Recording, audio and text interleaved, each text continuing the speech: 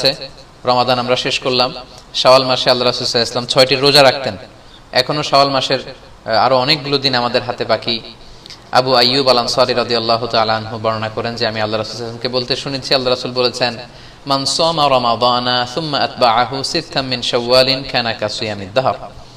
যে ব্যক্তি রমজানের সিয়াম পালন করলো, তারপরে শাওয়ালের 6টি রোজা রাখলো, সেজন্য সারা বছর রোজা রাখলো। তো এত বড় ফজিলতের সিয়াম যেন আমরা নষ্ট না করি। আমরা অনেকে হয়তো রাখিনি, সামনের দিনগুলোতে আমরা রাখবো, এখনো সময় আছে। এই শাওয়ালের রোজা আপনি একসাথে 6টা রাখতে পারেন, কিংবা ভেঙে ভেঙে আপনার সুবিধা মতো রাখতে পারেন।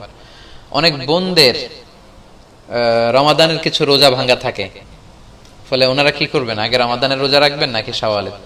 এক্ষেত্রে বিশুদ্ধ মত হচ্ছে আগে রমাদানের রোজা রাখবেন, কারণ হাদিসের এক্সপ্রেশন হচ্ছে এমন যে রমাদানের রোজা রাখলো তারপরে শাওয়ালের 6 রোজা, সে যেন সারা বছর রোজা রাখলো। তো বোনদের তো রমাদানের রোজা কমপ্লিট হয়নি, কারো হয়তো 24টা 25টা, তো 24 তো রমাদানের রোজা নয়, রমাদানের রোজা 29টি বা 30টি।